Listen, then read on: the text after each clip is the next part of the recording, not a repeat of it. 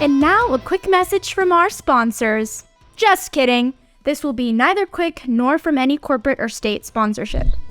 Hello, everybody, and welcome to a really special PSA, that is to say, public service announcement at Theory Underground. I am David McKerracher, and I'm with Nance and Ann here. And what we're here to talk about is the tour, the Theory Underground publications coming out here on September 2nd, and what we've been doing with the hub event. And so we're going to start out with Nance reporting out on what's been going on with the Theory Underground hub events. Welcome, Nance. What's happening? So 13 hours ago, I jumped on my computer and logged into Zoom and all that stuff. And we started reading Julie Kristeva, right? Yeah. We're reading some Kristeva. Yeah. So this morning we read some Kristeva, and then we did a writer's workshop where we shared finished pieces or works in progress, read each other's work, kind of gave some critical feedback, and then we read the Old Chicago Style Guide. Then we did the multilingualism Spanish segment, and then we did an office hours segment and kind of like planning and organizing and housekeeping segment.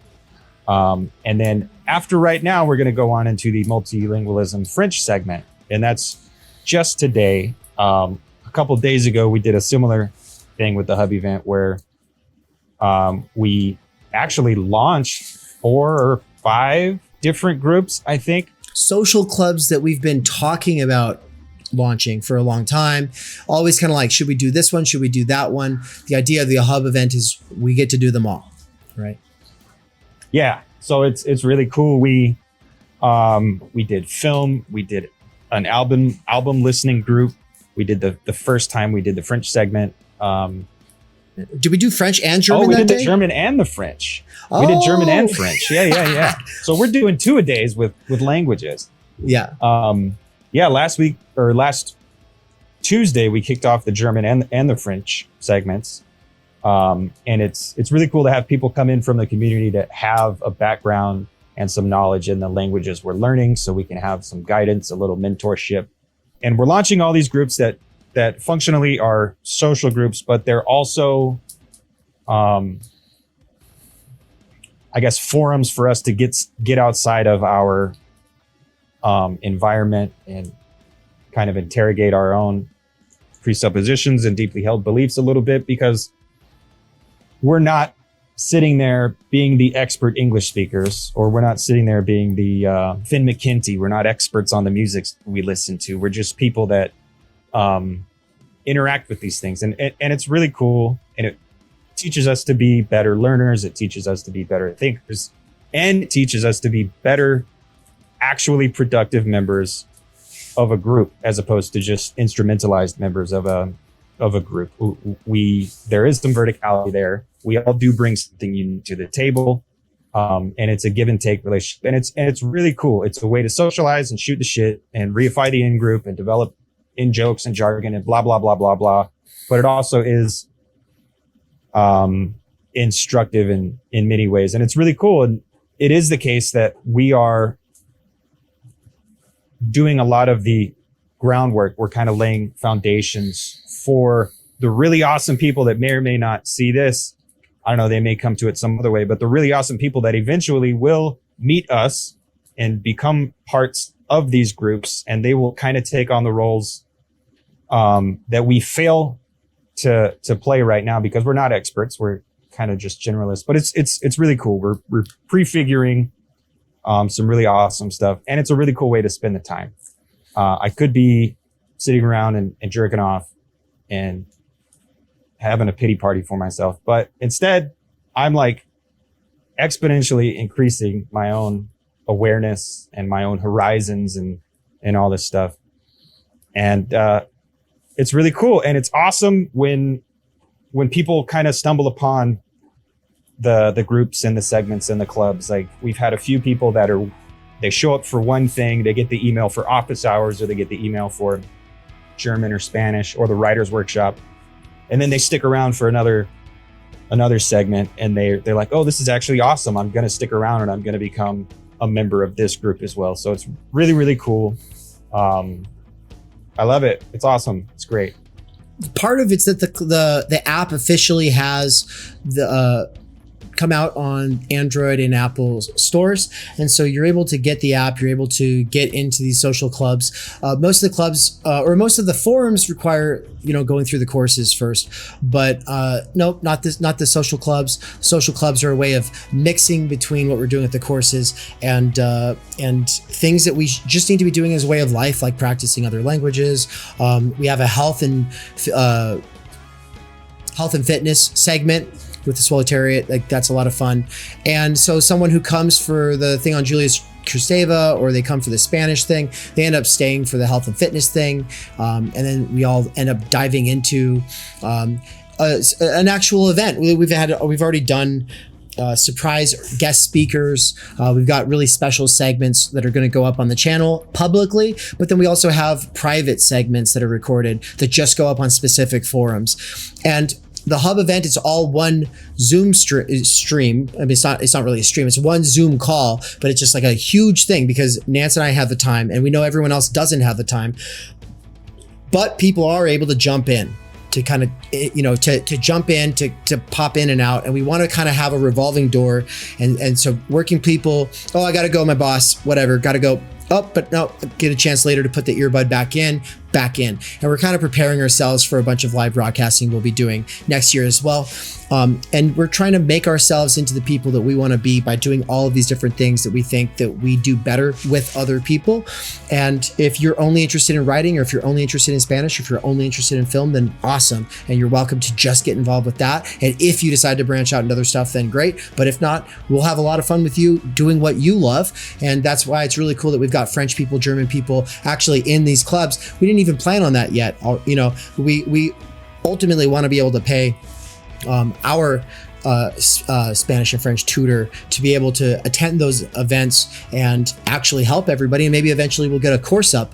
But for the time being, we're kind of prefiguring all of that, just the way that Nance said. And so with that, though, yeah, thanks, Nance. It's been probably the coolest thing this year in terms of my own development as a thinker. I used to listen to a lot of books while playing video games, and I get a lot more out of the exegetical reading sessions that we do, to the point where I find video games boring. I think that what we're doing is a lot more exciting. And so, yeah, it's cool. And Ann has some news here about the first of the publications we're announcing, which is Underground Theory. That is right. Y'all know it's coming out. You can order it on September 1st on theory-underground.com, or you can get it on Amazon, but it's going to be cheaper on Theory Underground, just saying. But the update is that I am in the process of proofreading this entire 400-something page book. I actually had to skip out on the Spanish meeting today because this is like the only thing taking up brain space for me. Kind of, because also it's like, because it's not a full-time job where I'm getting paid a salary or like $20 an hour to do it, I'm also like, I want to go cook a meal. I need to do my laundry. But all of that is to say, I've really truly been enjoying the process, not only the process of editing and proofreading. I personally find not meaning from it, I guess. I enjoy doing it. I've always enjoyed those meticulous tasks that a lot of people go, this is bullshit, I hate it, why do I have to do it? I'll do it, I'll be the person to do those things.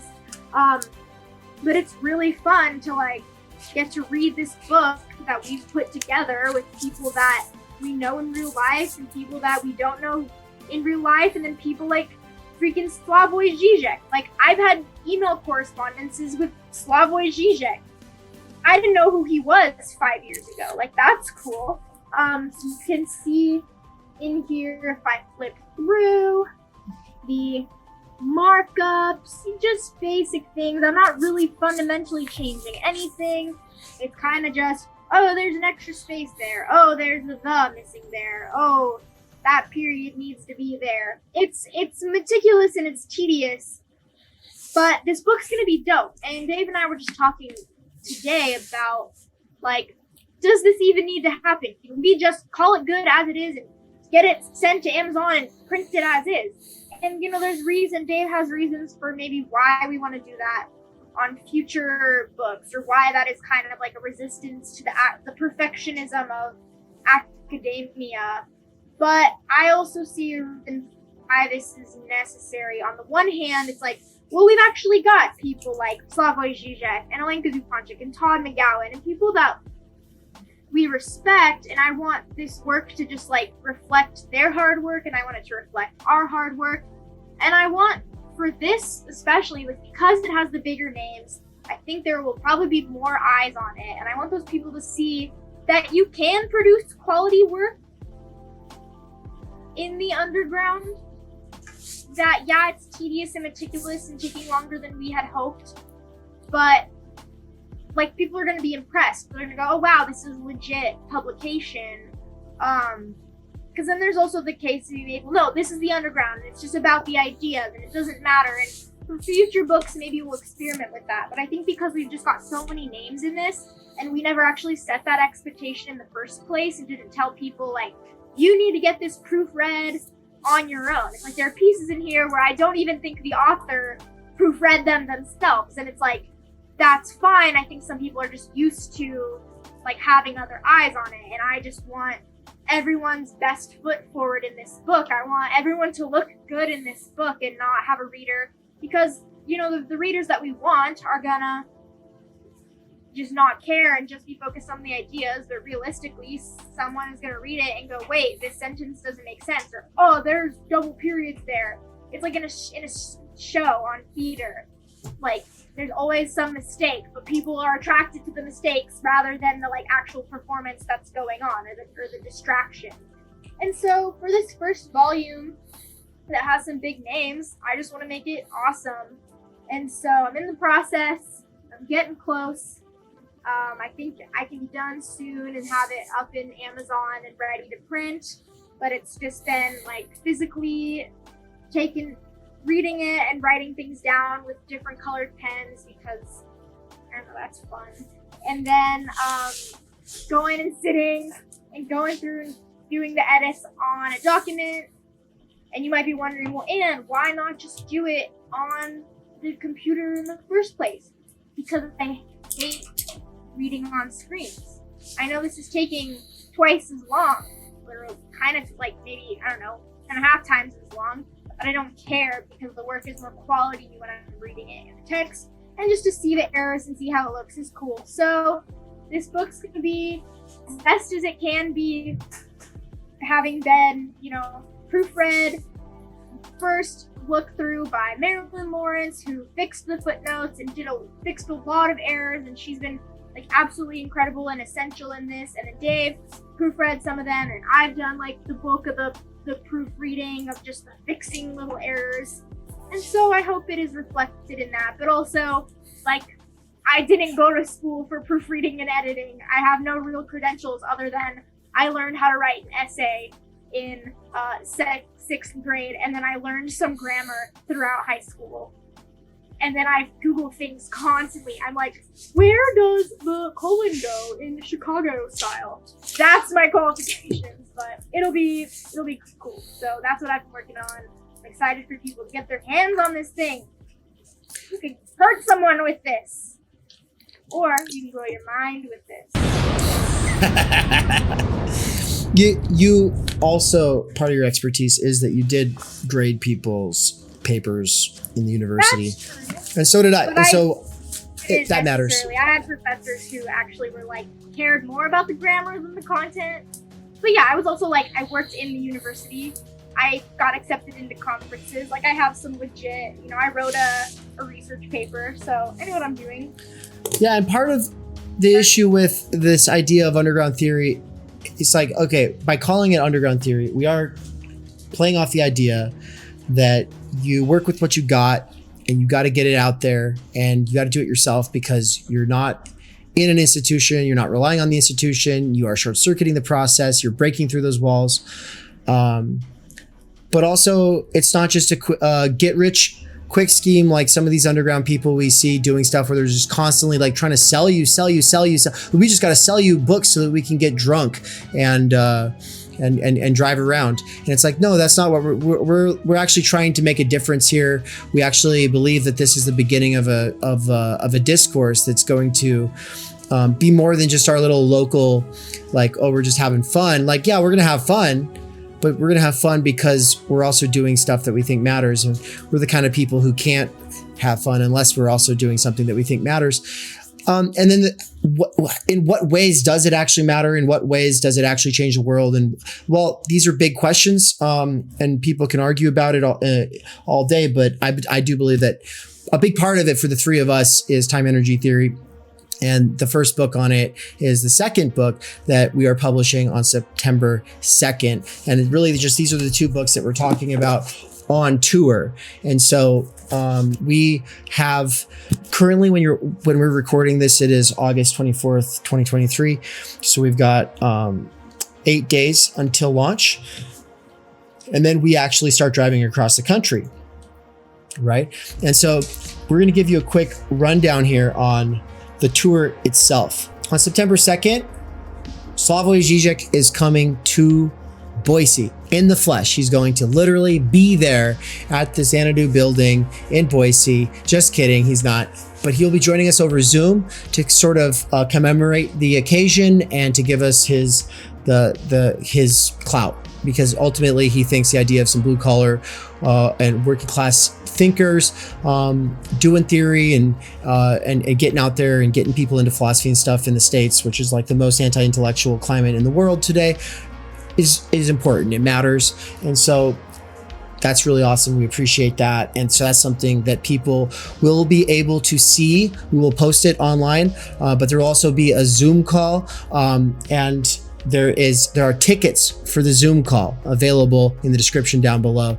And then if the one free way to participate is just to actually be there in the flesh. And so we are prioritizing the people who actually show up. I'm going to introduce Mikey. Mikey's going to introduce Slavoj Žižek. Mikey's going to explain why he thinks Slavoj Žižek is such an important philosopher, and that will be in a lot of cases people's first introduction to Slavoj Žižek. I think that Mikey is specially equipped to talk about the relevance of some of his concepts and why they're useful to a blue collar warehouse worker in Raytown, Missouri. After we interview him on some really interesting questions, trust me, there's going to be presentations from the three of us, as well as Elton and Brian. After that, we're headed to Colorado, and we're going to see Philip, who's been in courses with us. He's got a piece that's in underground theory. It's a really great piece on the state of education and what he hopes will actually help improve it.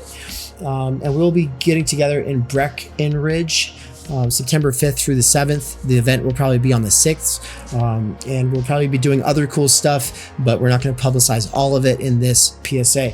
Then we're going to go see Mikey September 10th in Raytown, Missouri. You see, that's where I have the barbecue on the map, and that's because it's Kansas City, right? And so we're going to do Kansas City with Mikey. But the public thing that you're all invited to is actually at a really cool indie bookstore called Prosperos. And so information on that coming soon, but it'll be on Saturday, the 10th. September 13th, we will be in Ontario, an hour outside of Kingston, at the McLuhan Institute with Andrew McLuhan, as well as the Swolitariat, aka Eamon Stephen.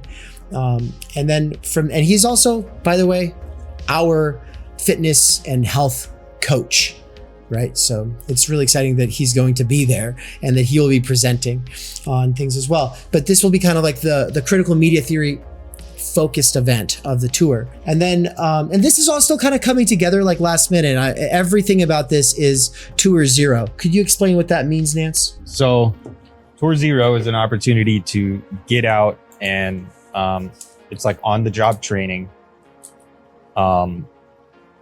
Do the thing, but also fail, because failure is always going to happen, but learn from our failures. And it's not that there's less pressure, but there's a different kind of pressure, a different kind of public pressure. The pressure will be more coming from inside the house rather than being concerned with spectacularly failing and everybody writing it off as just a bunch of dickheads from the internet. Right. Which is why it's Tour Zero rather than Tour 1. Because The next one will be better. Yeah, exactly. That's exactly it. And so, you know, in pretty record time, I've been able to throw this thing together, and I've done that with a lot of things that I've done in the last year. But I'm just interested in making a splash with Theory Underground in the first year, so that people who see what it could be get involved. And so then we're really excited about this one. We're going to be meeting Todd McGowan himself. We're going to get together at University of Vermont. There's going to be presentations. He's going to present, but he won't be the keynote because he said that would be weird at his own university, which makes sense. But we get to hear him present on the continued relevance of German idealism and why it matters. And I'm just really stoked about that. And we're all going to be presenting on our thoughts on related issues. And then New York City, we're going to be seeing Samuel Loncar, Norman fucking Finkelstein, and Russ Frigula. And so Norman X Finkelstein, you fascist. Yeah, that's right. Norman X Finkelstein, which is how he put his name on the newest book. I'll burn that bridge when I get to it. And he'll probably be presenting on his problems with identity politics, his radical left critique of it, but also he might be presenting on the Democrats and their failure to do diplomacy, and how he thinks that both sides of the political spectrum are trying to build up for a nationalist world war, or an imperialist world war, we could say. So that's another thing that is going to be fascinating. Then we're going to probably dip into DC before we go back to the other side of the coast. And we've got several people that we're talking to or with about doing all kinds of things, but we kind of want to keep it vague because some of the things we're doing is for a documentary. That's a super secret project. No one gets to know about it until later. But also we're doing some things like going to see a Broadway play. We're all going to go see Gutenberg in New York City on, what is it, like the 15th, right? 15th or 16th, yeah, one of those nights. It's a new musical.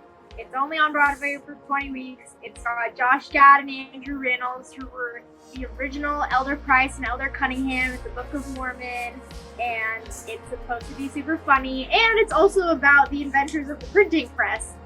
So it's kind of relevant to like critical media theory and Marshall McLuhan. And it'll be interesting to see the content, but also it's apparently hilarious. And I'm excited. Yeah, it's going to be really cool. And then we'll also do probably a couple others, as well as a couple of museums. And a lot of that's, if people want to get involved with that, it's just going to be word of mouth. And so you just have to kind of get with us, because these are not just consumable things on demand. We're kind of making the point that just doing stuff with people in real life is more important than just being sort of existing in videos or podcast stuff where people just have you on demand. It's like, no, actually sharing space and making time for one another. Like it's real shit. And that's the whole point. People were like making fun of the original description of what's in this volume because it used the word real. I think that's an important word. And I think that there's some people who just don't care about keeping it real. And that's just why we do what we do. So, then we're going to go on to Chicago for a Platypus special event they're putting on for us, where we're all going to present. Catrone will present. And who knows how that's going to go. But basically, we're going to spend a lot of time thinking about what we're going to present at this thing. And until it actually happens, we're going to keep it pretty hush-hush. But you'll be able to see the Facebook and the website and the meetup events as they develop. And so there will be more information on all of these soon. But then we're going, and by the way, for people who are like, well, I thought that this was all happening like through September and October, we decided to do it all in September because we decided this is Tour Zero. So then a secret surprise thing in Denver. So stay tuned. That'll be September 24th or 25th. Catherine Liu is getting with us on September 26th or through the 27th in LA. And there's also a big secret and surprise thing that's going on in LA that Nance is grinning because he knows. Oh yeah. And you know, the thing I told you off camera, I talked to the producer of the show yeah. So it's exciting. And then we're going to go to the Vegas Punk Museum, and Nance is going to give us a tour of the fucking thing, which is just, to me, I've always been fascinated by the subculture. It's had a lot of influence on the left. It's had a lot of influence on hardcore. It's had a lot of influence on underground scenes everywhere. And so it's historically fascinating, but also arguably a dead end. And so there's this whole like argument we're having amongst ourselves about its relevance. Is being compared to punk or underground stuff in the first place even a compliment, or is it actually kind of a self-own? We're open to it being a self-own. We're actually kind of self-aware that a lot of people are taking this stuff more seriously than they should in the wrong ways. And we're taking parts of it more seriously that nobody actually takes seriously or tends to underestimate, right? So we're trying to do something here, and people will hopefully kind of get the sense for what it is that we're developing with all of that here on this tour. And then we're going to Reno. There's going to be a film club special. I used the thumbnail from our last film club meeting. That's not actually the one we'll be doing there. That one's going to be a surprise. And it will only be public if we find a public location. Otherwise, it'll probably just be 7 of us back at a private residence. Finally, Ashland, October 1st, slacklining. We're just literally doing a slacklining focused event, and sure, we'll have the books there and we'll talk about them, but this will be advertised on Meetup as well as Facebook as a slacklining event. And the point is to just kind of get in your body, find balance, breathe, and we'll do a whole thing on balance and why it matters there. But it's, all a way of kind of integrating aspects of life and bringing a sort of balance to ourselves who are otherwise super siloed into consumer niche demographics for consumerism. Then Portland, Burnside Powell's, potentially a clubhouse. Somebody is currently trying to reserve for us the clubhouse at some place. So stay tuned for that. And then we're going to be probably doing something in Seattle, it looks like, with J.M. Adams of the New Center for Research and Practice, as well as potentially a couple of Jay's friends. And it looks like there's actually a DSA chapter there who wants to bring us. I find that super interesting. Like, I'm going to give them my critique of the left, basically. I'll present it to them. And at the same time, lend them encouragement, because at least one of the things that I know that they're doing, I think is fundamentally important, regardless of what you believe in or who you're affiliated with. They are doing some mutual aid kinds of activities there that seem cutting edge, according to the conversation I had with somebody. And so that's exciting. And then this is tentative, but I think we're doing something with Bruce Bierman back in Spokane, and that'll end the tour. And so that's the whole thing. We're going to basically have it all done within a month's time. We just got a minivan for doing this. It's going to be the 3 of us, and we're just excited to meet some people from the internet, to meet some old friends, and to see what we can do with getting these ideas spread more widely, getting people time energy pilled, helping people realize that they don't have to go through academia to still get a quality education and to be developing themselves as a thinker in their own right, as a way of life, as a longer term project that only gets better as you get older, instead of tapering off and then you have a miserable last 30 years of your life. You're actually developing yourself to be able to intervene in your prime intellectually, right? And to be at your best between your 60s and 80s. Like that's actually what philosophy is for becoming someone who has something to say and someone who other people want to hear from. And that's not something that you're going to get at the age of 20, at the age of 30, at the age of 40. It's something that only comes after 20 to 40 years of study and research and real dialectical engagement with the world. And, we're serious about it. We think it's going to be great. And fun. Anybody have anything that they want to say as close? Ryan Gosling will be with us. Not the actor. Not the actor. This kitty that Ann is holding is Ryan Gosling. He will be with us. In some cases, he will be camping in the van overnight, and I'll probably sleep with him those nights because in some cases, he won't be able to stay inside where we're at because some people are allergic, and that's too bad because he's the most precious kitten in the world. That's like about as bad as allergic to, no, not allergic, but having that gene that makes cilantro taste like soap. Like being allergic to cats, it's like, I'm sorry, your existence just missing out. Well, you didn't. I don't fuck with cats, and I never felt like I was missing out. until I met Ryan Gosling. He's the cutest puppy in the world. Aw, and he likes puppies, so that's quite the compliment. Yeah, Ann didn't used to like cats too much either, so we're all into them now. You know, it's a thing that if anyone comes. wants to know about our Dave's philosophy of cats, let us know. Once you've grown up, you'll understand. No, yeah, I'll write that book eventually. But all right, for now, we're excited to see you all on the road. And right now, we're just kind of frantically doing all of the things and falling behind and still somehow getting it done. And we're putting off some of our courses until later, just to give ourselves a little bit of breathing room. And to really give this tour a fair shake, because I think you all deserve it, we deserve it, and it's going to be a great time. So thank you for listening to this normally sized ad in a YouTube video. Peace.